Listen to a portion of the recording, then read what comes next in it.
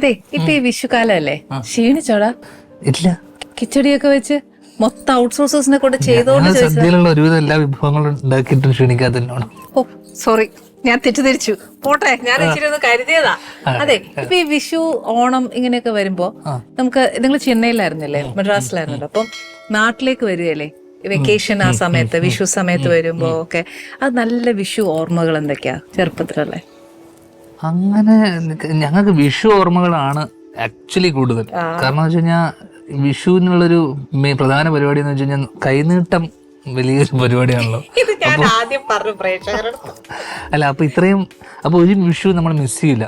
കാരണം വെച്ചാൽ ഇത്രയും ഫണ്ട് നമുക്ക് പമ്പ് ചെയ്യാൻ പറ്റുന്ന ഒരു സീസൺ കിട്ടുന്നവരാണ്. അപ്പൊ മൂത്തവര് ഇളയ ആൾക്കാർക്കാണ് കൊടുക്കുക.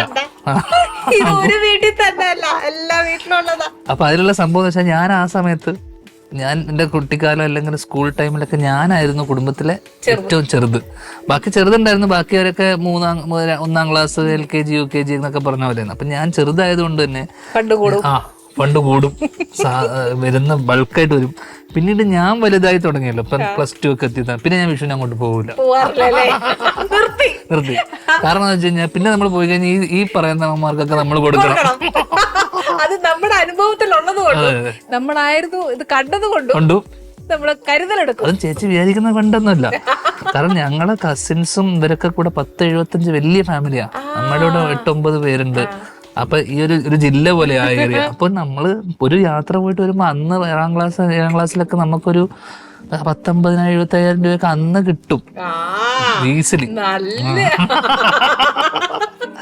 അപ്പൊ അതൊരു സീസണിലേക്ക് നമുക്ക് ഉപയോഗിക്കാം. പിന്നെ അടുത്ത വർഷം വരെ കാക്കാനും ഉണ്ട്.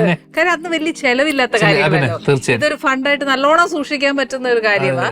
പിന്നെ ഈ പറഞ്ഞ പോലെ നമുക്ക് കൂടി പോയാ സ്കൂളിൽ പോകുമ്പോ എന്തെങ്കിലും മേടിക്കും, തിരിച്ചു വരുമ്പോ എന്തെങ്കിലും ചെയ്യാം, അത്രയേ ഉള്ളൂ. അതിൽ കൂടുതലൊന്നും നമുക്ക് അതിനകത്ത് ഇല്ലല്ലോ. അപ്പൊ ഇളയതായതുകൊണ്ട് ഫണ്ടും കൂടുതലായിരുന്നു. അപ്പൊ അതുകൊണ്ട് വിഷു എനിക്ക് എന്നും പ്രിയപ്പെട്ടതായിരുന്നു. പിന്നീട് ഞാൻ എന്റെ ഓർമ്മയിൽ ഞാൻ വലുതായി കഴിഞ്ഞതിന് ശേഷം പോയിട്ടില്ല, കുറവാ, ഒട്ടും പോയിട്ടില്ല. പിന്നീട് വലുതായി കഴിഞ്ഞിട്ട് എനിക്ക് തോന്നുന്നു ഇല്ല, നാട്ടിലേക്ക് പോകുന്നത് കുറഞ്ഞു. അതുകൊണ്ട് മാത്രമല്ല, ശരി, അങ്ങോട്ട് പോയാലല്ലേ കൊടുക്കേണ്ട കാര്യമുള്ളൂ. അല്ല, പൈസ അതുകൊണ്ട് മാത്രമല്ല, പിന്നീട് എല്ലാവരും പല വഴിക്കായി വലുതായി കഴിഞ്ഞപ്പോഴേക്കും പിന്നെ ആക്ച്വലി നമ്മുടെ ചെറുപ്പമൊക്കെ ഭയങ്കര രസമാണ് അല്ലേ. ആ ഒരു എന്താ പറയാ, നമ്മള് നാട്ടിലേക്ക് വരിക, അല്ല നമ്മുടെ കസിൻസുമായിട്ടൊക്കെ ഒന്ന് കളിക്കുക, പറമ്പിലൂടെ. അത് ചെന്നൈയിൽ വളർന്ന് ആവുമ്പം നാട്ടിൽ വരുമ്പോ ഒരു വ്യത്യാസം നല്ലോണം ഫീൽ ചെയ്തിട്ടില്ലേ? ആ സമയത്ത് തീർച്ചയായിട്ടും നമുക്ക് വരാനുള്ള ഇഷ്ടം ഉണ്ടാവില്ലേ നാട്ടിലേക്ക്? പിന്നെ കാരണം ഈ വിഷു ആഘോഷിക്കുന്ന തലേദിവസമൊക്കെ നമ്മൾ ഈ പടക്കം പൊട്ടിക്കുമല്ലോ. ഈ പടക്കം പൊട്ടി, കാരണം എനിക്ക് തോന്നുന്നു അങ്ങോട്ടൊക്കെ ഉണ്ടോ, തിരുവനന്തപുരം സൈഡിലൊക്കെ പടക്കം പൊട്ടിക്കില്ല, ദീപാവലിക്കല്ലേ ഉള്ളൂ. ഞങ്ങളുടെ നാട്ടില് ഭയങ്കര പടക്കം പൊട്ടിച്ച് ആഘോഷിക്കില്ല. അപ്പൊ ഇതൊരു മത്സരം പോലെയാ. അടുത്ത വീട്ടില് ഇത്രയും പൊട്ടിക്കുകയാണെങ്കിൽ ഇപ്പുറത്തെ വീട്ടിൽ ഇത്രയും പൊട്ടിക്കുക, അങ്ങനെ മത്സരം. ഇപ്പോഴും ഞങ്ങൾക്ക് ഒരു പ്രായം വരെ ഞങ്ങൾക്ക് അറിഞ്ഞൂടെ എന്തിനായി വിഷു ആഘോഷിക്കുന്നതെന്ന്. കാരണം വരിക, പടക്കം പൊട്ടിക്കുക, പൈസ കിട്ടുന്ന ഒരു ആഘോഷം, പോവുക. അയ്യോ, ഇത് എല്ലായിടത്തും ഉള്ളതാട്ടോ. അപ്പൊ ഞാൻ നേരത്തെ തുടങ്ങിയപ്പോ ഞാൻ പറഞ്ഞു വിഷുവിന്റെ ഐതിഹ്യവും മറ്റതൊന്നുമല്ല ഞങ്ങളെ കുഞ്ഞുങ്ങൾക്ക് ചിന്ത. നമുക്ക് മെയിൻ ആയിട്ട് ഈ പറഞ്ഞ പോലെ കാശ്, ഏറ്റവും ഇളയതാകുമ്പോ ഫണ്ടും കൂടും. ഇത് ഇപ്പൊ മനസ്സിലായില്ലേ, ഒരു വീടുകളിൽ മാത്രമുള്ളതല്ല, എല്ലായിടത്തും സംഭവിക്കുന്ന ഏക ഒരു സത്യം. അത് ഞാൻ ചെന്നൈയിലുള്ള സമയത്ത് ദീപാവലി ആഘോഷം ഉണ്ടാവില്ല അവിടെ ഇപ്പോഴും വലിയ ആൾക്കാർക്ക് വരെ അവർക്ക് എന്തിനാ ഇത് ആഘോഷിക്കുന്നതിന്റെ കാരണം പലർക്കും അറിഞ്ഞൂടാ. നമുക്ക് ആഘോഷം ഉള്ളൂ. കാരണം പക്ഷെ നോർത്ത് ഇന്ത്യൻസ് ഒക്കെ ആഘോഷിക്കുമ്പോൾ അവര് ശരിക്കും അവരതിന്റെ ഒരു ട്രഡീഷൻ സാധനം എന്ന് വെച്ചാൽ അവര് പ്രാർത്ഥന കഴിഞ്ഞ് ഒരു ചടങ്ങ് കഴിഞ്ഞ് മധുരം വിളമ്പി ഇങ്ങനെ ഓരോ സ്റ്റേജ് ബൈ സ്റ്റേജ് ആയിട്ടാ. പക്ഷെ അവിടെയുള്ള തമിഴ്നാട്ടിലുള്ള ആൾക്കാരൊക്കെ വെച്ചാൽ ഒരു 6 മണി കഴിഞ്ഞ് അവരങ്ങ് വടക്കം പൊട്ടിച്ചു തുടങ്ങും. നമുക്ക് എന്തിന് അത് ചോദിക്കരുത്.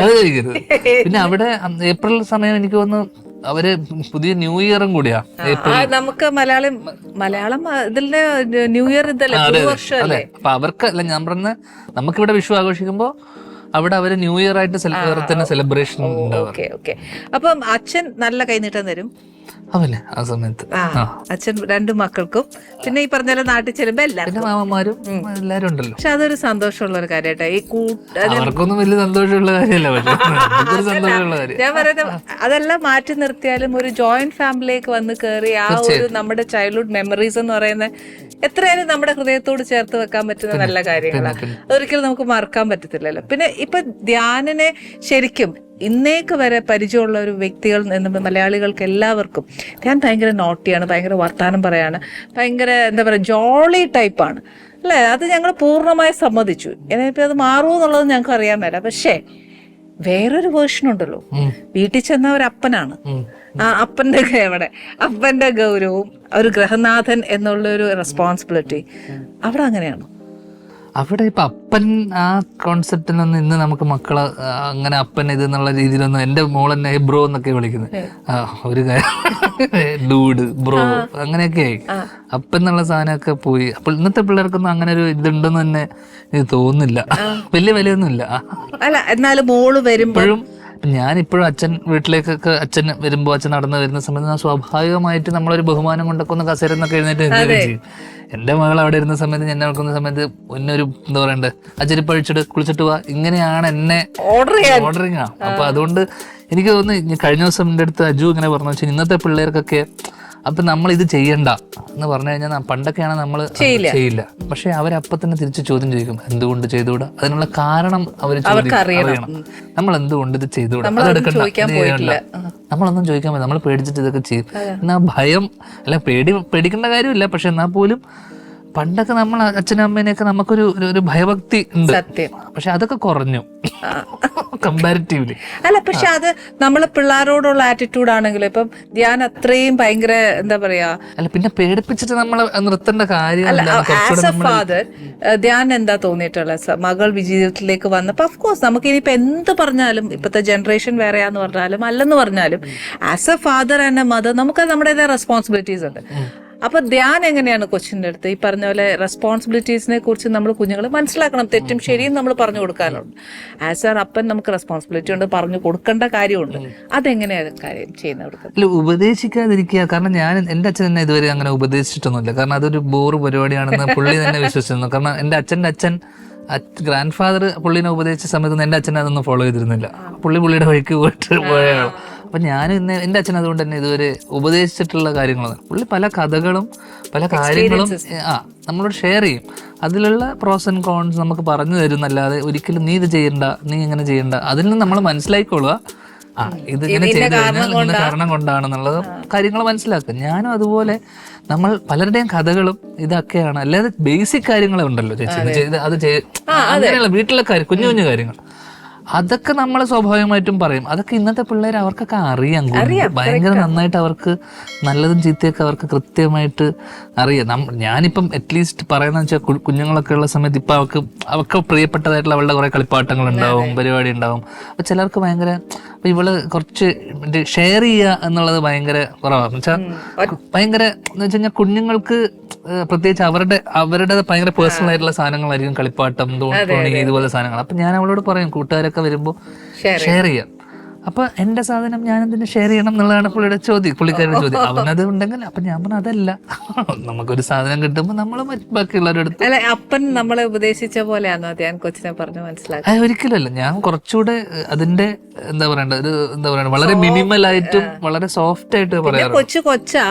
ഈ പറഞ്ഞ പോലെ അതുകൊണ്ട് തന്നെ പുള്ളിക്കാരി എന്റെ കൂടെ പുറത്തു പോകാനോ യാത്ര ചെയ്യാനോ വരാറില്ല. കാരണം ഞാൻ അത് ചെയ്യണ്ട, ഇത് ചെയ്യണ്ട, ഉപദേശമില്ല. പെട്ടെന്ന് എന്തെങ്കിലും അവിടെ വീഴാൻ പോകും സൂക്ഷിക്കും എന്നൊക്കെ പറയുമ്പോ അവർക്കത് ഇഷ്ടമില്ല. അവര് റെസ്ട്രിക്ട് ചെയ്യുന്ന പോലെ അവർക്ക് തോന്നാം. അത് ഈ പ്രായത്തിലെ അവർക്ക് ഇന്നത്തെ പിള്ളേർക്കൊക്കെ തോന്നുന്നുണ്ടെങ്കിൽ നമ്മള് അല്ലേ ഭാവിയൊക്കെ. സത്യം. ഓക്കെ. അപ്പൊ ഞാൻ വിചാരിച്ചു മോള് ധ്യാന്റെ ലൈഫിലേക്ക് വരുമ്പോ ധ്യാന് ഭയങ്കര ചേഞ്ച് ആയിരിക്കും വരുന്നത്, ഭയങ്കര മെച്ചൂർഡ് ചേഞ്ചസ് ഉണ്ട്. ബിക്കോസ് നമ്മൾ ഇങ്ങനെ ഒരു വേറെ ജനറേഷൻ ആണല്ലോ. അതെ, നെക്സ്റ്റ് നമ്മൾ മോൾഡ് ചെയ്യണമല്ലോ അവരെ. അപ്പോ നമ്മൾ മോൾഡ് ചെയ്യണ്ടെന്നാണ് എനിക്ക് മനസ്സിലായത്. അവരെന്നെ തന്നെ മോൾഡ് ആയിക്കോളും. ബിക്കോസ് കാരണം ഇന്നത്തെ കാലത്ത് അവർക്ക് കിട്ടുന്ന എക്സ്പോഷർ ഭയങ്കരമാണ്. അപ്പോ അവർക്ക് നമ്മള് വളർന്ന പോലെ നമ്മുടെ വീട് സ്കൂള് എന്ന് പറഞ്ഞ പോലെ അല്ല ഇപ്പോഴത്തെ പിള്ളേർ. അപ്പൊ അവർക്ക് കിട്ടുന്ന എല്ലാം കുറച്ചുകൂടെ എനിക്ക് തോന്നുന്നു നമ്മളെ പോലെ ഒരു എനിക്ക് ഇതിനകത്ത് തോന്നുന്നേ കുഞ്ഞുങ്ങള് കുഞ്ഞിലെ കോൺഫിഡന്റ് ആണെന്ന് തോന്നുന്നു അല്ലെ ഓരോ കാര്യത്തിലും. അതുകൊണ്ടാ നമുക്ക് അത്രയും കോൺഫിഡൻസ് ഇല്ലായിരുന്നു നമ്മൾ വളർന്നപ്പോഴത്തേന്. അപ്പനെ അമ്മയും ഡിപ്പെൻഡഡ് ആയിരുന്നു. ഇതിപ്പോ അവർക്ക് ഡിപ്പെൻഡഡ് അല്ല, അവർ ഇൻഡിപെൻഡന്റ് ആയിട്ട് വളരാനും ചെറിയ പ്രായത്തിൽ തന്നെ ഇൻഡിപെൻഡന്റ് ആവാൻ ആഗ്രഹിക്കുന്നു. അപ്പൊ അവർ അത്രയും ബോൾഡ് ആയിരിക്കും വരുമ്പോ അല്ലെ, വലുതാവുമ്പോ. പിന്നെ ഈ എന്താ പറയാ സിറ്റുവേഷനും എല്ലാം കണ്ടല്ലേ അവര് വളരുന്നേ. പിന്നെ പുള്ളിക്കാരി തന്നെ പുള്ളിക്കാരിയുടെ കാര്യങ്ങൾ എഴുന്നേറ്റ് രാവിലത്തെ കാര്യങ്ങൾ ഒറ്റയ്ക്ക് ചെയ്യും. അപ്പൊ നമുക്ക് ചിലവരുടെ റെസ്പോൺസിബിൾ എക്സാക്ട്ലി അത് എനിക്ക് ഫീൽ ചെയ്തു. അപ്പൊ പിന്നെ എനിക്ക് അധികം ഉപദേശം വേണ്ടി കൊച്ചു നന്നായി വന്നോണ്ടിരിക്കുക, എന്നെ ഉപദേശിക്കാറുണ്ട്. ആ കൊച്ചിന് അടുക്കും ചിട്ടയും കാര്യങ്ങളും ഒക്കെ ഉണ്ട്. ഇതിലോട്ട് അച്ഛനും കൂടെ ഒന്ന് വന്നൂടേന്നായിരിക്കും ചിലപ്പോ കൊച്ചു ചോദിക്കുന്നത്. ഞാനൊരു ചെരുപ്പിട്ടൊരു വീട്ടിനകത്തോട്ട് കയറുമ്പോ എന്നോട് പെട്ടെന്ന് പറയും, ആ ചെരുപ്പിട്ടിട്ട് അകത്തോട്ട് കയറരുത്, റിമൂവ് ചപ്പൽ എന്നൊക്കെ വന്നിട്ട് പറയും. അപ്പൊ അത്ര പോലും മിക്കവാറും മോള് അച്ഛനെ നന്നാക്കുന്ന ലക്ഷണങ്ങൾ മൊത്തം കാണുന്നുണ്ട്. കാരണം ഇവരുടെ എനിക്ക് തോന്നുന്നു അവളുടെ ബേസിക് സാനിറ്റി ആയിക്കോട്ടെ, ഏതായി വൃത്തി ആയിക്കോട്ടെ, അല്ലെങ്കിൽ അവർ എനിക്ക് തോന്നുന്ന എല്ലാ കാര്യത്തിനും അവർക്ക് കൃത്യമായിട്ട് എനിക്ക് തോന്നുന്നുണ്ട് ഈ ചെറിയ ഏജിൽ തന്നെ. നേരത്തെ പറഞ്ഞില്ലേ കംപ്ലീറ്റ്, ഞാൻ ഒരിക്കൽ പറഞ്ഞു ധ്യാൻ ഇപ്പൊ ഡേറ്റേ ഇല്ല, 365 ഡേയ്സും സിനിമയിൽ തന്നെ അഭിനയിക്കുക. ശരിക്കും ഞാൻ അതിനൊരു പോസിറ്റീവായിട്ട് എടുക്കുവാന്ന് ഞാനൊരു കാര്യം പറയാം. ധ്യാൻ ഭയങ്കര ഇഷ്ടമാണ് ആക്ടിങ്.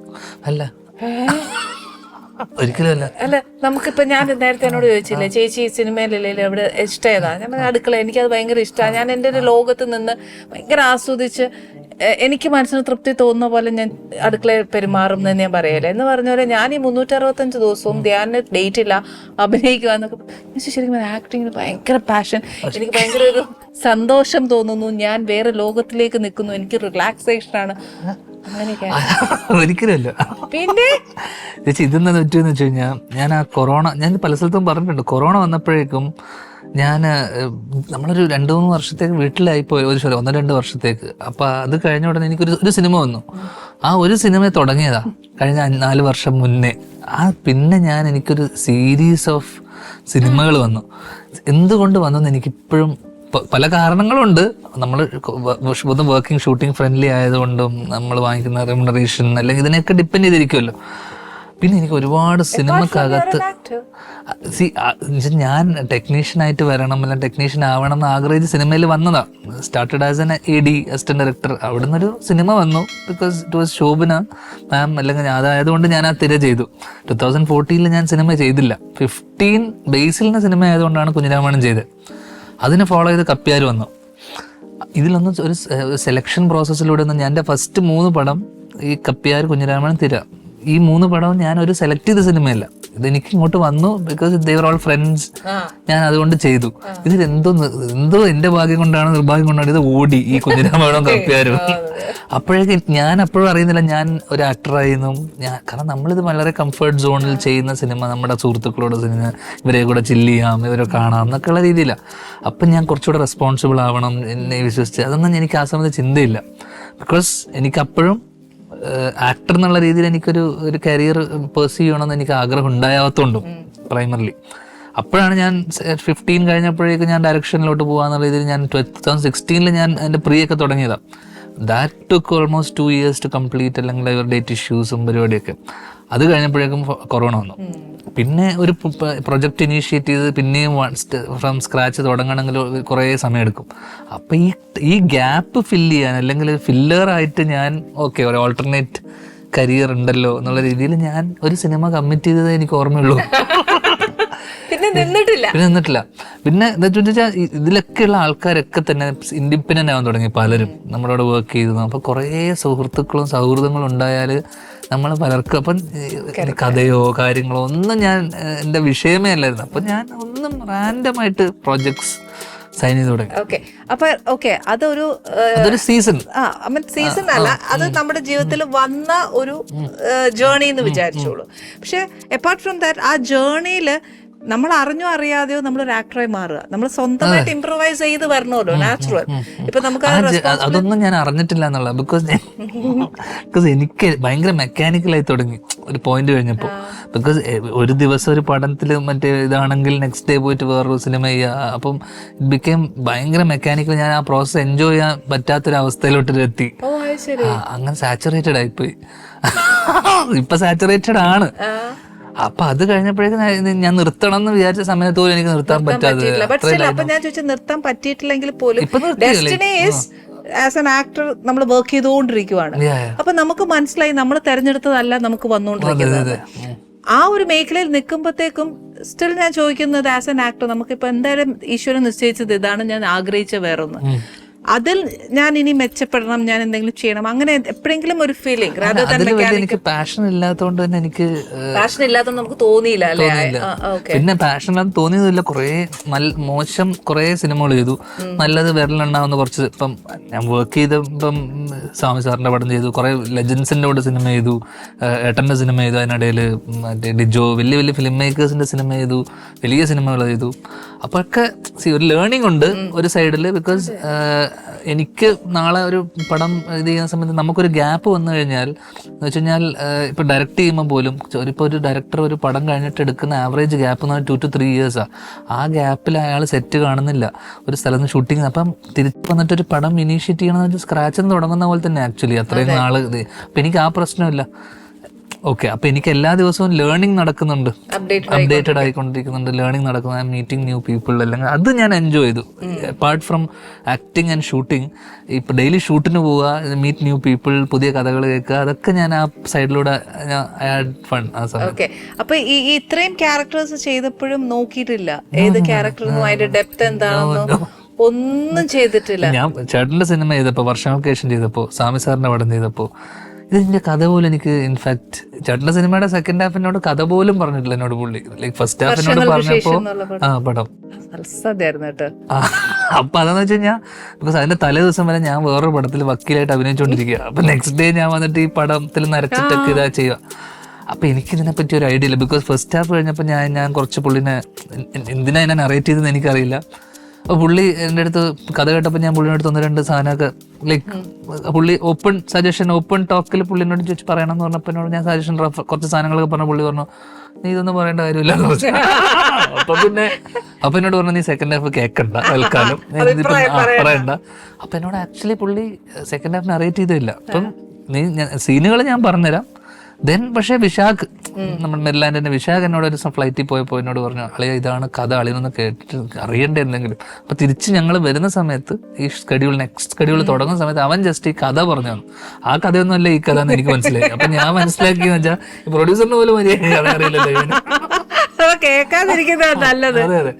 അപ്പോ പിന്നെ എന്നെ പോലെ വന്നതാണ് ആ സമയത്ത് നിവിൻ വന്നതും ബേസിൽ വന്നു. ബേസിലിന് കഥ അറിയില്ല, എനിക്ക് കഥ അറിയില്ല, നിവിന് ഓൾമോസ്റ്റ് ഒന്നും അറിയില്ല.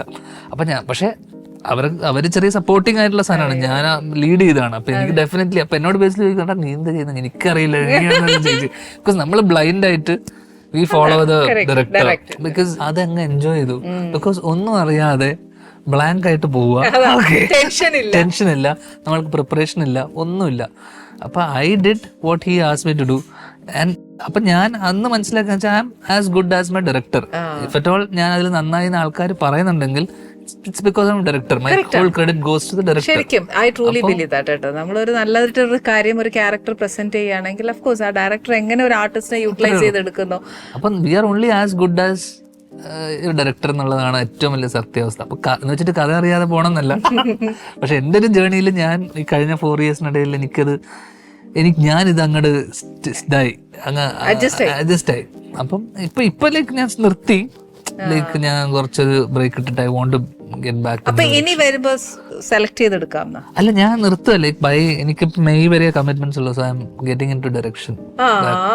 ഞാനിപ്പോ അത് ചോദിക്കാൻ വരുമായിരുന്നു. ഏതോ ഒരു സ്ക്രിപ്റ്റ് എഴുതി വെച്ചിരിക്കായിരുന്നു എന്നാണ് ഒരു സൂപ്പർ സ്റ്റാറിനെ കൊണ്ട് ചെയ്യാനായിട്ട്. അതാ ചെയ്യാൻ മതിയാ? അതാ ഓക്കെ. ആരത് പറയാ? ഞാൻ അദ്ദേഹം പോലും ഇതുവരെ അറിഞ്ഞിട്ടില്ല. അപ്പൊ അദ്ദേഹമാണത്. അതെ, സ്ക്രിപ്റ്റ് എല്ലാം ആയി, റെഡി ടു സ്റ്റാർട്ട്.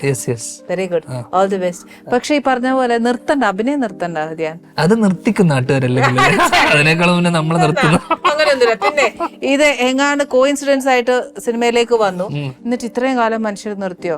മലയാളികൾ എന്ത് രസമായിട്ട് ധ്യാനെ സ്വീകരിക്കുന്നത്. നല്ലപ്പോഴേലും ഒന്ന് വരാനേ. അത് ലൈക്ക് ഇപ്പോഴും ഏട്ടൻ പറഞ്ഞ നിന്റെ ഒരു നല്ല സിനിമ ഉണ്ടെങ്കിൽ ലൈക്കബിലിറ്റി കിട്ടാനാണ് ഏറ്റവും വലിയ പാട് ആൾക്കാരുടെ. Provided if you have a good film, എന്ന് വെച്ചാൽ ഒരു സാധനം ഉണ്ടെങ്കിൽ people will come and watch. ഇത് പ്രോജക്ട് സിനിമക്ക് അനുസരിച്ചാണല്ലോ. എന്ന് വെച്ചാൽ ലാസ്റ്റ് സിനിമ പൊട്ടുവാണെങ്കിൽ ഒരു 5 പടം പൊട്ടിയാലും ഒരു നല്ല സിനിമ വരുമ്പോൾ ഇവിടുത്തെ ആൾക്കാർ സപ്പോർട്ട് ചെയ്യും, അത്രേ ഉള്ളൂ. അതിനെ ഞാൻ അങ്ങനെ കാണുന്നത്. പക്ഷെ എനിക്ക് ഇപ്പോഴും ആക്ടിങ് നിർത്താൻ പോവാണ് ഒരു കുറച്ചു കാലം, കുറച്ച് കാലത്തേക്കെന്നല്ല, ഇപ്പോഴും ഞാൻ ഈ ഫ്രണ്ട്സ് ക്ലോസ് സർക്കിളിലുള്ള കുറച്ച് കമ്മിറ്റ്മെന്റ്സ് ഒഴിച്ച് കഴിഞ്ഞാൽ ട്രൂലി ഡയറക്ഷനിലേക്ക്. അപ്പൊ അതായിരുന്നു കുഞ്ഞുനാൾ മൂലമുള്ള ഒരു. കുഞ്ഞുനാളൊന്നുമല്ല, ഞാൻ AD ആയിട്ട് വന്നത് 2011 ആ സമയത്തൊക്കെ. അതും കോയിൻസിഡൻസ്. ഇതൊരു അപൂർവ സംഗമമാണ്. അമൃത TV പ്രേക്ഷകർക്ക് നൽകുന്ന അമൂല്യ വിഷു കൈനീട്ടം. 20 വർഷത്തെ നിറവാർന്ന അനുഭവത്തിൽ നിന്നും ഉരുത്തിരിഞ്ഞ സരസ സല്ലാപം. ഇന്ന് ഇവിടെ നിൽക്കുന്നതിൽ ഒരു പ്രത്യേക സന്തോഷമുണ്ട്. എന്റെ 28 വർഷവും കൂടെ പൂർത്തീകരിക്കുന്ന ഒരു സമയമായിട്ടും കൂടെ ഞാൻ ഇത് ഉപയോഗിക്കുകയാണ്. വിഷുദിനത്തിൽ നിങ്ങൾക്കായി നിറസല്ലാപം. അപ്പം എന്തുവായിരുന്നു ഭാവിയിൽ ആഗ്രഹം? ഒരു ആഗ്രഹം ഒന്നും ആവാനില്ല, ഇതൊന്നും ഉണ്ടായിരുന്നില്ല. പഠിക്കണ്ടായിരുന്നോ? ഒന്നും പഠിച്ചപ്പോഴും ഇല്ലായിരുന്നോ? ചേച്ചി, ഞാൻ വീട്ടിൽ നിന്ന് പുറത്തായിട്ട് അച്ഛൻ പുറത്താക്കിയ സമയത്ത് മാമൻ എന്നെ വെറുതെ ഇരിക്കുന്ന സമയത്ത് മാമൻ എന്നോട് പറഞ്ഞു, നീ എന്റെ കൂടെ അസിസ്റ്റ് ചെയ്യാൻ പാന്ന് പറഞ്ഞിട്ട് ഞാൻ അങ്ങനെ വെറുതെ പോയതാ. ഇത് രസമായിട്ട് പറഞ്ഞു, അച്ഛൻ എന്നെ പുറത്താക്കിയ സമയത്ത്. ഇതൊക്കെ ഒരു എല്ലാവർക്കും അറിയാവുന്ന. അല്ല, ശരിക്കും നമുക്ക് ഈ പഠിച്ചുകൊണ്ടിരിക്കുന്ന സമയത്ത് പഠിച്ചില്ലല്ലോ, അതുകൊണ്ടാണല്ലോ പുറത്താക്കിയത്. പഠിച്ചുകൊണ്ടിരുന്ന സമയമല്ല എനിക്ക്, പഠിച്ചില്ല. അതിനെപ്പറ്റി ചോദിക്കുകയും ചെയ്യാറില്ല. ശരി, അങ്ങനെ കൊണ്ടല്ലേ അങ്ങനെ അച്ഛൻ പുറത്താക്കി. അതല്ലേ ഈ കുക്കിംഗ് ഒക്കെ അറിയാവുന്ന. അല്ല, ഞാൻ സ്ത്രീകളെ സംബന്ധിച്ചല്ലേ പറഞ്ഞു, ആണുങ്ങളെ സംബന്ധിച്ച് ഇതൊക്കെ അറിയണമെങ്കിൽ ഒരു പണിയില്ലാതിരിക്കുന്ന സമയത്തൊക്കെ ഇതൊക്കെ ചെയ്ത് വേറെ വഴിയില്ലല്ലോ. പുറത്തുനിന്ന് വാങ്ങിക്കാൻ കാശുപോലില്ല ഭക്ഷണം, അപ്പൊ വീട്ടിൽ നിന്ന് ഉണ്ടാക്കിയേ പറ്റൂ. അല്ല, ശരിക്കും ആ ഒരു സമയം എന്ന് പറയുമ്പോൾ ഇച്ചിരി സ്ട്രഗിൾ അല്ലായിരുന്നു അത്യാ? നമുക്ക് ഏത് സ്റ്റെപ്പ് എടുക്കണം, എന്തെടുക്കണം, അങ്ങനെ ഒരു ഫേസ് എനിക്കില്ല ചേച്ചി. ശരിക്കും അപ്പൊ ലൈഫിൽ അങ്ങനെ ഡിസിഷൻസ് ഇല്ലേ ഇല്ല ചേച്ചി? എന്ന് പറഞ്ഞ ചുമ്മാ പറയല്ലേ, നമ്മൾക്ക് പ്ലെയിൻ ആയിട്ട് അങ്ങ് പോകാനൊക്കെ ചേച്ചി. അങ്ങനെ ഞാൻ പറഞ്ഞ ആ സമയത്താണ് ഞാൻ പറഞ്ഞു, ആ സമയത്ത് എനിക്കില്ല. കാരണം അങ്ങനെയുള്ള ചേച്ചി, ഞാനിത് മറ്റേ ചേച്ചി വളരെ ചെറിയ പ്രായത്തിൽ വന്നു, സിനിമയിൽ വന്നു. ചേച്ചിക്ക് അന്ന് ഡിസിഷൻ ഉണ്ട്. എന്ന് വെച്ചാൽ ഇവിടുത്തെ 90% ചെറുപ്പക്കാർക്കും അങ്ങനെ ഡിസിഷൻ ഇല്ലാത്ത ആൾക്കാരാണ്. ആ സത്യം, പലർക്കും ഇല്ല. 90 പോട്ടെ, ഒരു 95 കൂട്ടിയോ? പലർക്കും ഇല്ലാന്നേ. ഒരു പ്രായം കഴിയുന്നവര് 20, 21, 22 വയസ്സ് വരെ പഠിക്കും. എന്തിനാ പഠിക്കുന്നത് അറിഞ്ഞൂടാ. ഓക്കെ, എന്റെ കൂടെ ഉള്ളത് ഞാൻ പഠിക്കണമെന്ന് അറിഞ്ഞൂടാ. ഈ പഠിച്ചു കഴിഞ്ഞാൽ ഭയങ്കര ജീവിതം ഭയങ്കര സുഖമായിരിക്കും. പിന്നെയല്ലേ കഷ്ടപ്പാട്. കല്യാണം കഴിക്കണം. ഇപ്പൊ പെണ്ണ് കിട്ടാൻ, ജോലിയുള്ളവന് പെണ്ണ് കിട്ടുന്നുണ്ടോ? ഇല്ല. പെണ്ണ് കിട്ടിക്കഴിഞ്ഞാൽ സമാധാനം ഉണ്ടോ? ഇല്ല.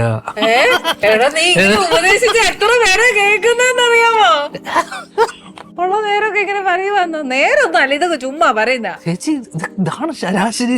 ചേച്ചി സുഖിച്ച് ജീവിക്കുന്നുണ്ടോ ചേച്ചിക്ക് മനസ്സിലാവുന്നുണ്ടോ? ജീവിക്കുന്നില്ല, ദൈവാനുഗ്രഹിച്ച ഒരു കുടുംബമായിട്ട് മുമ്പോട്ട് പോകും. അങ്ങനെ കിട്ടുന്ന എത്ര പേരുണ്ട്, നല്ലൊരു കുടുംബം കിട്ടുന്നത്. എല്ലാം നന്നായി വരുന്ന ആരുണ്ട്? എല്ലാരും നല്ലതായിട്ടായിരിക്കുന്നത്. ഓലൊക്കെയാണ്.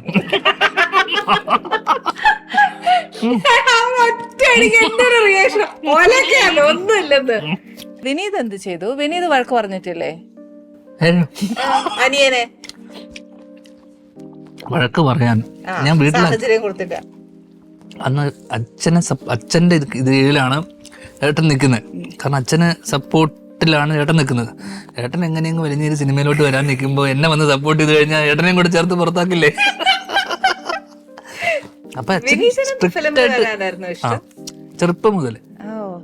അപ്പൊ ഇദ്ദേഹത്തെ വെളിയിലാക്കിയപ്പോ ഇദ്ദേഹത്തിനും ഈ പറഞ്ഞ പോലെ ചുമ്മാ ഇരിക്കണ്ടെന്ന് പറഞ്ഞ അമ്മാവന്റെ സ്നേഹം കൊണ്ട് പോകുന്നതാ. അമ്മാവനോട് അച്ഛൻ പറഞ്ഞു, അവനെ നീ സപ്പോർട്ട് ചെയ്യണമെങ്കിൽ നിന്നെ ഞാൻ സപ്പോർട്ട് ചെയ്യില്ല. പുള്ളിയെ വെളിയിലാക്കി. ആ പറയുന്ന അമ്മാവനല്ലേ ഈ പറഞ്ഞ ഇപ്പൊ വൈറലായിക്കൊണ്ടിരിക്കുന്നത്? പുള്ളി കഥ പറയുമ്പോൾ പുള്ളി ചെയ്ത പടമാണ് മാണിക്യക്കല്ല്. ഓ, അത് ശരി. ഇപ്പൊ അച്ഛൻ എന്നാ പറയുന്നു? ആദ്യം പുറത്താക്കിയത് നന്നായി എന്ന് ചിന്തിച്ചിട്ട് ഞാനും അച്ഛനും കൂടെ ഏട്ടനെ പുറത്താക്കാൻ വേണ്ടി ആലോചിക്കുക. എന്താ കാര്യം? അച്ഛനെ ഫുൾ സപ്പോർട്ട് ചെയ്ത് നടന്നോണ്ടിരുന്ന മോനെ. ചേച്ചി, കാരണം ഒരു പ്രായം കഴിയുമ്പോ മക്കള് വീട്ടിൽ നിൽക്കണം. ഓക്കെ, ഇപ്പൊ വീട്ടിൽ കൃത്യമായി വന്ന് നിൽക്കുന്നതും താമസിക്കുന്നതും അച്ഛൻ്റെ വഴി കാര്യങ്ങൾ നോക്ക് ഞാനല്ലേ.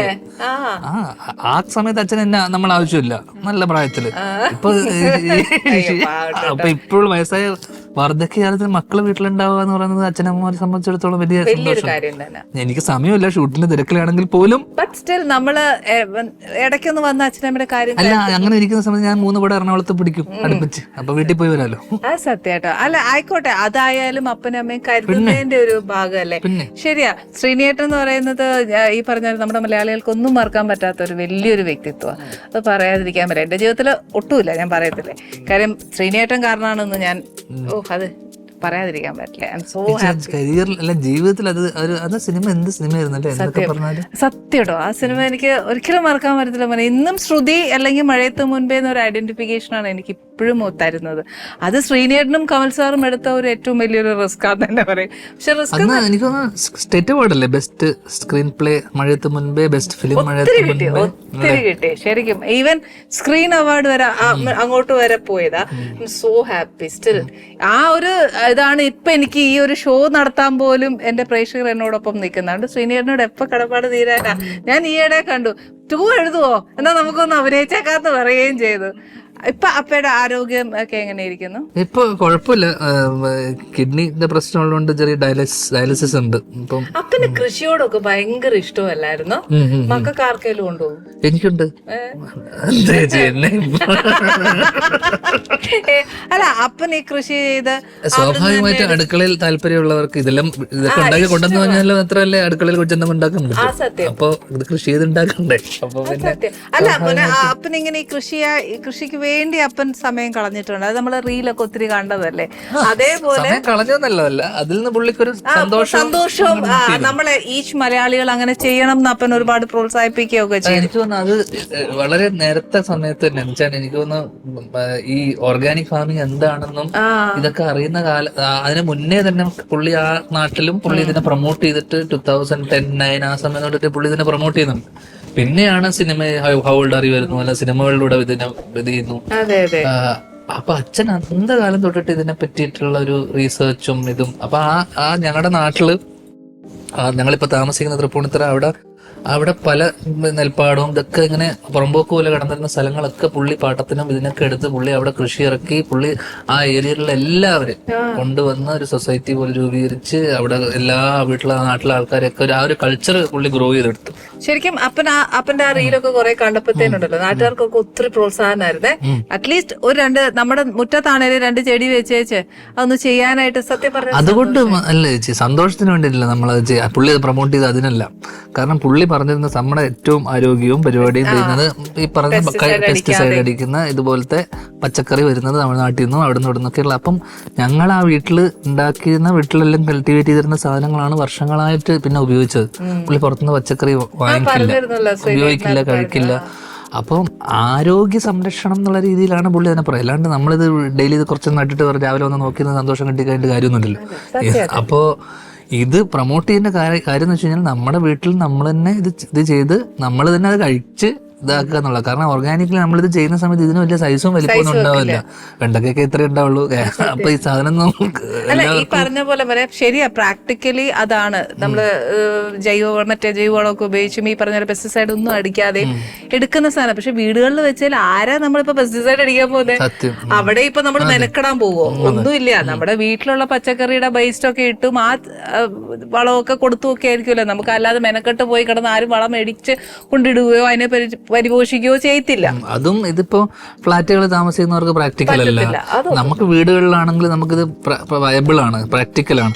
അപ്പോഴിത് പ്രൊമോട്ട് ചെയ്ത് തുടങ്ങിയപ്പോഴേക്കും പിന്നീട് കുറെ ഓർഗാനിക് ഇത് വന്നു, കടകൾ വന്നു, സ്റ്റോറുകൾ വന്നു, ഷോപ്പുകൾ വന്നു. അതുകൊണ്ട് തന്നെ അങ്ങനെ ഒരു കൾച്ചർ വന്നു. ഇപ്പൊ എല്ലാവരും എനിക്ക് തോന്നുന്നു ആരും തന്നെ ഇല്ലാന്ന് ഞാൻ പറയണില്ല, പക്ഷെ സ്റ്റിൽ കാരണം ഇപ്പൊ എനിക്കൊന്ന് ഓർഗാനിക് ഇതൊരു സ്ക്വയർ രീതിയിലൊരു സ്കാമായി മാറുന്നുണ്ടോ എന്നല്ല നമുക്ക് ഡൗട്ട്.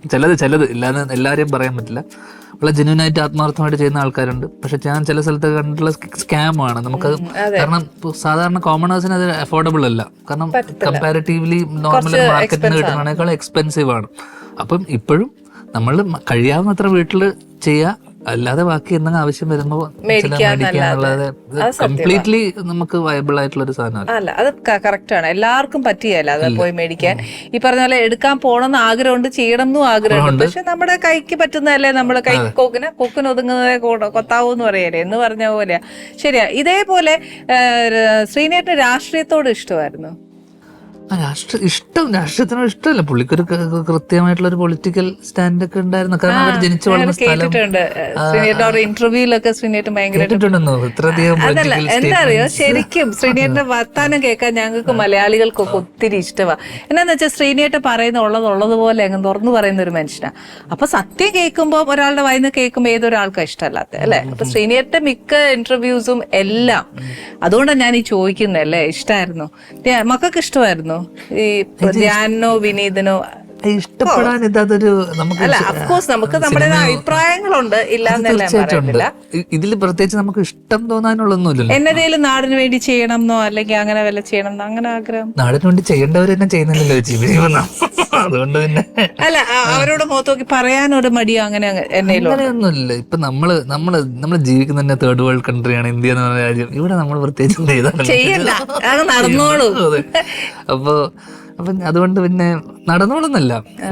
ബേസിക്കലി കറപ്ഷനും മിസ്മാനേജ്മെന്റ് ഇതൊക്കെ ഉള്ളിടത്തോളം പ്രത്യേകിച്ച് ഇവിടെ വലിയ മാറ്റങ്ങളൊന്നും വരാൻ പോണില്ല. നമുക്ക് ചെയ്യാൻ പറ്റുന്ന ഒറ്റ കാര്യമേ ഉള്ളൂ, അണ്ടർ പ്രിവിലേജ്ഡ് ആയിട്ടുള്ള നമുക്ക് ചെയ്യാൻ പറ്റുന്ന രീതിയിലുള്ള ചാരിറ്റി കാര്യങ്ങൾ അതുപോലെ സംഭവങ്ങൾ നമ്മൾ പറ്റുന്ന രീതിയിൽ നമ്മൾ ചെയ്യാന്നുള്ളത്. അതിപ്പോ എല്ലാവരും ചെയ്യുന്നുണ്ടല്ലോ. എന്നുവെച്ചാൽ പറ്റുന്ന രീതിയിൽ തോതിൽ നമുക്ക് ചെയ്യാന്നുള്ളത് മാത്രമേ ഉള്ളൂ. അല്ലാതെ നമ്മുടെ രാജ്യത്ത് തന്നെ മാറ്റി പറിക്കാന്ന് പറഞ്ഞാൽ ഈ രാജ്യം മാറാറില്ല. ഇല്ലേ എന്താ സുന്ദരമായിട്ട് അങ്ങ് പറയുക. പക്ഷെ എനിക്ക് എന്നാന്നറിയാം, ധ്യാനം ഇഷ്ടം എല്ലാം ഭയങ്കര കൂളായിട്ട് എടുക്കുന്നത്. അങ്ങനെയാന്നു അല്ലേ? നമുക്കിപ്പം ഞാനിപ്പം ആ ഒരു അപ്പൻ ഇറക്കി വിട്ട സമയം എന്നൊക്കെ പറഞ്ഞാൽ നമ്മളൊക്കെ ആണെങ്കിൽ തകർന്ന് തരിപ്പണം. അയ്യോ, വീടുമില്ല നാടുമില്ല ഒന്നുമില്ലാത്തൊരവസ്ഥ. അങ്ങനെ ആവുമ്പോഴത്തേക്ക് നമ്മൾ തകർന്നു. പക്ഷെ ആ സമയത്തും അങ്ങനെ ആകുമ്പോൾ കുഴപ്പമില്ല. കുറച്ച് കാശുണ്ടായിരുന്നെങ്കിൽ കുഴപ്പമില്ലായിരുന്നു. എനിക്ക് അപ്പനില്ലെങ്കിൽ അമ്മയില്ലെങ്കിൽ നമുക്ക് ജീവിക്കുന്നില്ല. പൈസ ഇല്ലാണ്ട് ഇപ്പൊ അല്ല, പക്ഷെ എന്നാൽ അതൊരു കൂളായിട്ടാ എടുക്കുന്നേ. അതിന് വലിയ ടെൻഷനുള്ള പരിപാടിയല്ല. നമുക്കത് വരട്ടെ, വരുമ്പോ ചെയ്യാം. ആ സമയത്ത് എനിക്ക് 2-3 പ്രണയമൊക്കെ ഉണ്ടായിരുന്നു. അവരെന്നെ സാമ്പത്തികമായി സഹായിച്ചിരുന്നു. അതുകൊണ്ട് വലിയ പ്രശ്നമില്ല. സാമ്പത്തികം സഹായിക്കാൻ വേണ്ടി പ്രണയിച്ചതാണോ? അല്ലല്ല, 1 2 2-3 ഒരേ സമയത്തോ? അതല്ലേ ബോയിങ് വല്ലതും കണ്ടിട്ടാണ് പരിപാടി കാണിച്ചത്? അതിനെ പ്രണയം എന്ന് വിളിക്കണ്ടേ ചേച്ചി? ഫണ്ട് റേസർ എന്ന് വിളിച്ചാൽ മതി അല്ലേ? എന്ത് വേണം വിളിക്കാം. അപ്പൊ ആ സമയത്ത് നമ്മൾ അവരുടെ ഒരു ധൈര്യത്തിൽ behind every man there is a woman എന്ന് പറഞ്ഞാൽ നീ വീട്ടിൽ പോണം. എന്റെ ലൈഫിൽ അങ്ങനെ ദർ ആർ മെനി വിമൻ പറയാൻ. വീട്ടിൽ പോണം. അവർക്ക് അതൊക്കെ അറിയാം. അതെ, ഇത്രയും ഫിലിം എല്ലാം ചെയ്യുമ്പോഴേ പുള്ളിക്കാരത്തി ക്രിട്ടിസൈസ് ചെയ്യോ ഭാര്യ? ക്രിട്ടിസൈസ് ചെയ്ത് കാണൂലല്ലോ, കണ്ടാലേ ക്രിട്ടിസൈസ് ചെയ്യാം. സിനിമയ്ക്ക് കൊണ്ടുപോകത്തില്ലേ? സിനിമ കാണും. എന്റെ സിനിമ കാണുമല്ല. എന്നതാടാ പറയണേ? ചുമ്മാ എന്നെ എന്തേലും ഒക്കെ പറയും. പിന്നെ സ്വന്തം ഭർത്താവ് കാണാൻ കൊള്ളുന്ന ഒരു സിനിമ പറഞ്ഞ ചേച്ചി അടുത്ത കാലത്ത് ഇറങ്ങിയ വർഷങ്ങൾക്ക് ശേഷം 1 വർഷം കഴിഞ്ഞു. അത് വർഷങ്ങൾ കഴിഞ്ഞിട്ട് ഈ ചെയ്ത ഡയറക്ടേഴ്സ് ഒക്കെ അടിക്കും. ഒരിക്കലുമില്ല, അവർക്കൊക്കെ അത് ബോധ്യമുണ്ട്. കഥ പോലും അറിയാത്ത ഞാൻ എങ്ങനെ ചേച്ചി ഇത്രയും പറഞ്ഞിട്ട് ചെയ്തില്ലേ? പോട്ടെ, ചേട്ടനോട് കഥ ചോദിച്ചില്ലെന്ന് നോക്കാം, ബാക്കിയുള്ളവരോട് ഒന്നും ചോദിക്കുമല്ലേ? ആരോടും ചോദിച്ചു നോക്ക് ചേച്ചി. ഞാൻ ആരോടും പോയി കഥ ചോദിച്ചു. അതുകൊണ്ടല്ലേ എന്നെ ഇത്ര സ്നേഹം അവർക്കൊക്കെ. എപ്പോഴും ഒന്നും ചോദിക്കില്ല ഞാൻ. അങ്ങ് അഭിനയിക്കും. അന്ന് രാവിലെ എന്നാ പറയുന്നത്? ചാടണോ ചാടും, പുല്ല് പറിക്കണോ പറിക്കും, എല്ലാം ചെയ്യും. അയ്യോ, അന്ന് രാവിലെ എന്നാ പറയുന്നത് അതൊക്കെ ചെയ്യുമോ? തന്നെ നമ്മുടെ ജോലിയല്ലേ, നമ്മള് ഫ്രീലാൻസ് ചെയ്യല്ലേ? ഫ്രീലാൻസ് അല്ലേ? ഫ്രീ ആയിട്ടല്ല, പക്ഷെ ഫ്രീലാൻസ്. അത് കൊള്ളാട്ടോ. പക്ഷെ ഒരു കാര്യം എന്നാന്ന് വെച്ചാ എനിക്ക് ധ്യാന്റെ ഒരു പോസിറ്റീവ് ഉണ്ട്. എന്നാന്ന് വെച്ചാൽ എല്ലാം ഒരു ടെൻഷൻ കയറ്റിയിട്ടുള്ള ഒരു വർത്താനോ അല്ലെങ്കിൽ ടെൻഷൻ കയറ്റിയിട്ടുള്ള ഒരു ലൈഫോ അങ്ങനെയില്ല. Always positive. എപ്പോഴും എന്താ പറയാ, നമ്മളൊരു നല്ലത് പ്രതീക്ഷിക്കുന്നുണ്ട്. അല്ല, ഇപ്പൊ ഒരു ടെൻഷൻ വന്നു, ഓക്കെ നാളെ അത് മാറി നേരെ ആവും എന്നുള്ളൊരു പ്രതീക്ഷ ഉണ്ടാവില്ലേ ഉള്ളില്? അങ്ങനത്തെ ഒരു പ്രശ്നം ഉണ്ടായിട്ടില്ല. അതുമില്ല. ഇനിയിപ്പോ ഞാൻ എന്നതാ ഉള്ളത് അതൊന്നു പറഞ്ഞേ. ചേച്ചി എപ്പോഴും എന്നെ സ്നേഹിക്കുന്ന, നമ്മളെ ഇഷ്ടപ്പെട്ടിരുന്ന കുറെ ആൾക്കാർ എനിക്ക് എപ്പോഴും കൂടെ ഉണ്ടായിരുന്നു. അതുകൊണ്ട് എനിക്ക് അങ്ങനത്തെ സൗഹൃദം, പ്രണയം, ഇതുപോലെ പല രീതിയിൽ അതൊക്കെ പറയണല്ലോ. അപ്പൊ അങ്ങനെ ഉണ്ടാവുമ്പോൾ നമുക്ക് ഒരു ടെൻഷനും ഉണ്ട്. ഇപ്പൊ നാളെ എനിക്കൊന്നും ഒരു ഫിനാൻഷ്യൽ ബുദ്ധിമുട്ട്, ചേച്ചി എനിക്ക് പൈസ ഇട്ടില്ലേ ഗൂഗിൾ പേയില്ലേ, അത്രേ ഉള്ളൂ. എന്തിനാ ടെൻഷൻ അടിക്കണം? അപ്പൊ വൈഫായിട്ടുള്ള പ്രണയം അതെങ്ങനെയായിരുന്നു? എപ്പോഴായിരുന്നു വൈഫായിട്ടുള്ള പ്രണയം? അതെപ്പായിരുന്നു? അതൊരു പ്രണയം. അയ്യോ, എന്റെ തേമ്പ ഇവ വീട്ടിൽ ചെല്ലുമ്പോ അടിക്ക് ഉറപ്പാ. ഇല്ല ചേച്ചി, അതൊക്കെ എപ്പോഴേ കിട്ടി. അതെ, വന്നു കയറിയപ്പോ തൊട്ട് കൊച്ചിനെ കൊണ്ട് അടുക്കളപ്പണി മുഴുവൻ ചെയ്യിപ്പിച്ചു. ഈ പറഞ്ഞ പോലെ വിശേഷം മുഴുവൻ പറഞ്ഞു. പക്ഷെ എനിക്ക് ധ്യാനിനെ ഇഷ്ടം ഇപ്പോഴും ഞാൻ പറയല്ലേ, ഒരു ടെൻഷൻ ഇല്ലാത്തൊരു കുട്ടി. എനിക്ക് ഭയങ്കര ഇഷ്ടമാണ്. അയ്യോ, എനിക്ക് എന്നേലും ഇച്ചിരി കൂടെ സൈഡിൽ കൂടെ പോയാലും എനിക്ക് ടെൻഷൻ. അയ്യോ ഏട്ടാ അതെന്താ ഇങ്ങനെ ചോദിക്കുന്ന ഒരു വ്യക്തിയാ ഞാന്. അന്നേരം എനിക്ക് ടെൻഷനൊന്നും താങ്ങാൻ പറ്റിയാലോ, ഉള്ള നേര് പറയാലോ. പിന്നെ ഒട്ടും പറ്റിയാലോ. ഇത് നോക്കിയേ എന്നാ പ്രശ്നമുണ്ട്. അപ്പം വീട്ടിൽ നിന്ന് ഇറക്കി വിട്ടേച്ച് പോലും ഒരു കുഴപ്പമില്ലെന്നും പറഞ്ഞ് ജീവിച്ച ആളാ. അന്നേരം പിന്നെ എന്നാ പറയാനാ, ഇനി ഒരു ടെൻഷനും ഇല്ല. ചിലപ്പോ കുറച്ചൊക്കെ ഇതൊക്കെ കണ്ട് പഠിക്കരുത്, കുറച്ചൊക്കെ പഠിക്കണം, ഇച്ചിരിയൊക്കെ പഠിക്കാനുള്ളൂ, ഇച്ചിരിയൊക്കെ മുഴുവൻ പഠിക്കരുത്. പക്ഷെ നല്ല മനസ്സാ. അതെ, ശ്രീനേട്ടന് ഇഷ്ടമുള്ളൊരു സിനിമ ഏതായിരുന്നു? ധ്യാനിന് ഇഷ്ടമുള്ള ശ്രീനേട്ടൻ ചെയ്ത കുറേ സിനിമകളുണ്ട്. ശ്രീനേട്ടൻ ശരിക്കും അതെ, നമുക്കതങ്ങനെ എടുത്ത്, എനിക്ക് ആക്ടർ എന്നുള്ള രീതിനേക്കാളും പുള്ളിനെ ഒരു റൈറ്റർ എന്നുള്ള രീതിയിലാണ്.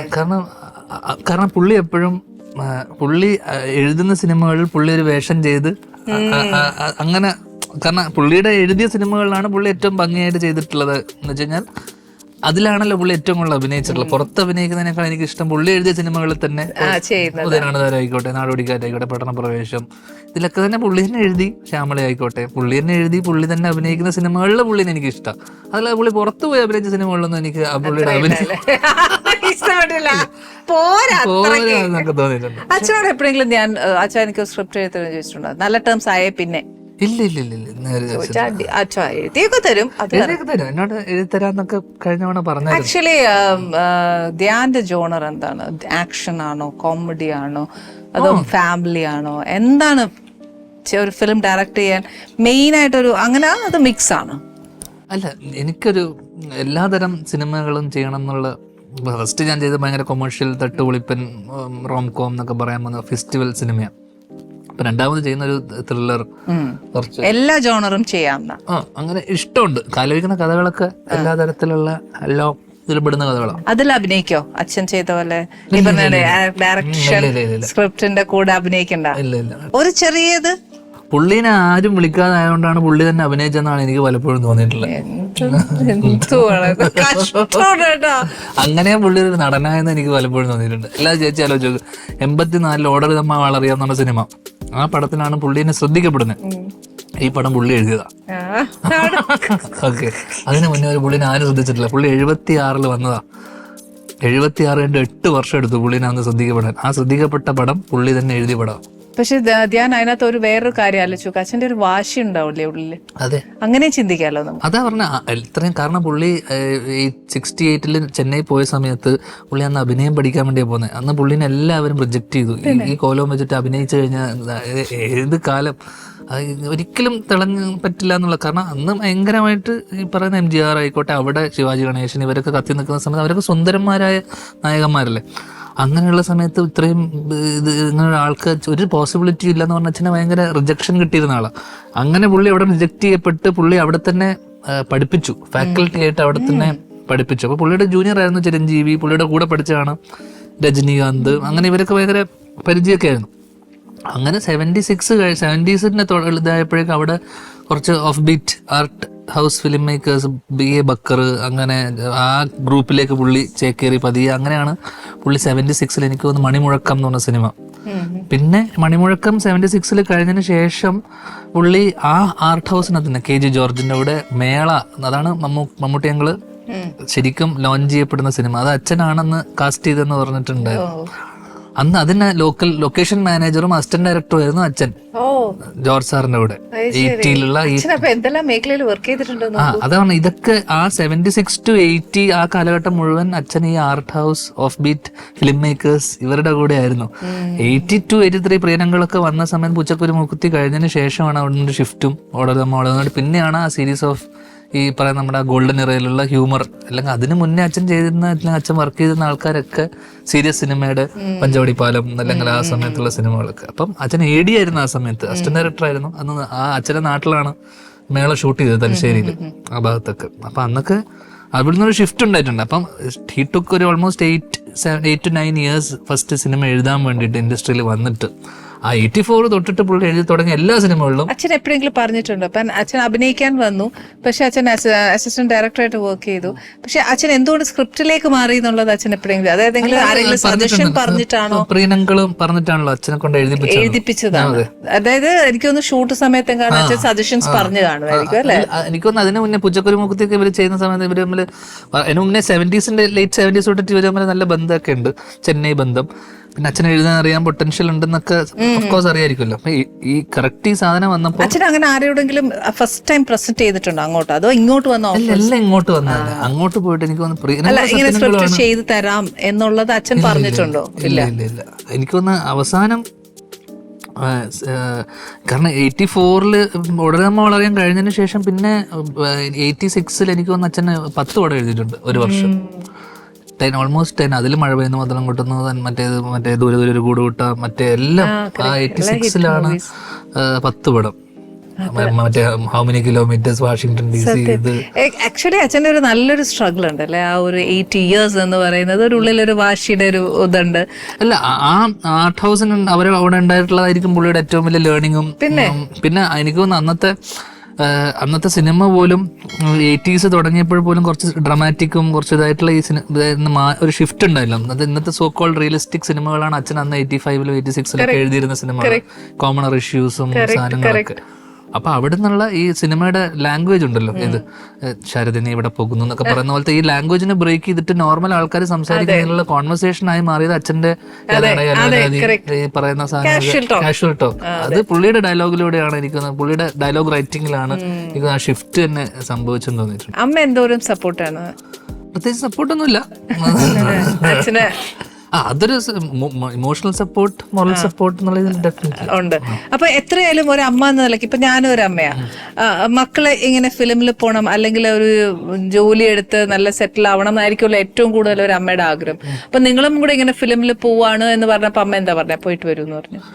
അല്ല, ഈ സപ്പോർട്ട് എന്ന് പറയുമ്പോൾ തന്നെ നമുക്കൊരു ഇത്രയും കാലം എന്തും ചെയ്യാനുള്ള ഒരു ഫ്രീഡം തരിക, നമ്മളെ റെസ്ട്രിക്ട് ചെയ്യാതിരിക്കുക, അല്ലെങ്കിൽ ഇതിനെ ബാലൻസ് ചെയ്യാന്ന് പറയുന്നത് ഒന്നിനെതിര് പറഞ്ഞിട്ടില്ല. വീട്ടിൽ ചെറുതായിരുന്നപ്പോ പാമ്പറിങ് കുറച്ച് കൂടുതലായിരുന്നു ധ്യാനിന്. ചേട്ടനാകുമ്പോ ചേട്ടന്റെ ഒരു മെച്ചോറിറ്റിയില് അല്ല അടി കിട്ടിയാണെങ്കിലും ചേട്ടന് കിട്ടും, അനിയന് കിട്ടില്ല, അങ്ങനെ ഉണ്ടായിരുന്നു? അടിപിടി അങ്ങനത്തെ സംഭവമൊന്നും അച്ഛനമ്മ തന്നിട്ടില്ല. അങ്ങനത്തെ അടി നല്ല കുഞ്ഞുങ്ങളായിരുന്നു. വലുതായപ്പോഴും അടി കിട്ടിയത് ആണല്ലേ, ചെറുപ്പത്തിൽ കിട്ടിയില്ല. എന്തായാലും ഒരു വിഷുവിനല്ലേ എന്റെ അടുക്കളയിലേക്ക് എന്റെ വീട്ടിലേക്ക് വന്നേ, എന്റെ പ്രേക്ഷകർക്ക് ഒരു വിഷു ആശംസ കൊടുക്കാമല്ലോ. എങ്ങനെ കൊടുക്കണം? നോക്കി പറഞ്ഞാൽ മതി, അവരോട് നോക്കി പറഞ്ഞാൽ മതി. ഇത് എങ്ങനെ വിഷു, ഞാൻ ഇപ്പൊ ഇതൊന്നും ആഘോഷിക്കാറില്ല, എല്ലാ കൊല്ലവും വരുന്ന ഒരു സാധനം അല്ല, ഞാൻ അങ്ങനെ ഉദ്ദേശിച്ചു പറഞ്ഞല്ല. ഇത് ഭയങ്കര ചെലവാന്ന് ഈ വിഷു. ഒന്നുമില്ല, ഒരു 4, 3, 7 കറി വെക്കാൻ എന്നാ ചെലവ്? ചേച്ചി റിച്ച് ഫാമിലി. അതെ, അതെ, ഞാനൊരു കാര്യം പറയട്ടെ, നമ്മൾ എവിടെ പോയാലും വിഷുവിന് എവിടെ ഏത് വീട്ടിലും, നമ്മുടെ മലയാളികളുടെ ഏത് വീട്ടിലും പോയിക്കോ, അങ്ങറ്റത്തൊട്ട് ഇങ്ങറ്റം വരെ വീട്ടിൽ പോയിക്കോ, എല്ലാരും സദ്യ ഉണ്ടാക്കും. ഇല്ലാന്ന് ഒരിക്കലും പറയാൻ പറ്റത്തില്ല. ഞാൻ ഫുൾ ഗ്യാരണ്ടി എല്ലാ വീടുകളിലും വെക്കും. ഭയങ്കര വിഭവമായിട്ട് ഞാൻ പറഞ്ഞില്ല, ഒത്തിരി കറികൾ വെച്ച് കഴിഞ്ഞ ഒരു വർഷം ആഘോഷങ്ങൾ കുറെ എണ്ണം കൂടുന്നില്ലേ, പല പല ആഘോഷം. നല്ലല്ലേടാ, നല്ലതാ. ചില പൈസയുള്ള വീട്ടിലെ ആൾക്കാർക്ക് അങ്ങനെ ഞാൻ പറഞ്ഞ കാശ് ചെലവാക്കി 3 മക്കളുടെ 3 ബർത്ത്ഡേ ആഘോഷിക്കണം, ആഘോഷിക്കൂലേ? അതൊക്കെ ചെറുതിലല്ലേ ഉള്ളൂ. ഇപ്പൊ പിന്നെ ഇപ്പൊ വരത്തട അങ്ങനൊന്നുമില്ല. ഞങ്ങൾ ആഘോഷിക്കുന്നത് വിഷു, ഓണം, അങ്ങനൊക്കെ ഉള്ളൂ. ക്രിസ്മസ് അങ്ങനെ ഭയങ്കര ആർഭാടായിട്ടൊന്നുമില്ല. കുറച്ച് ഞാൻ പോയി സദ്യ എടുത്തോണ്ട് വരാം. സദ്യ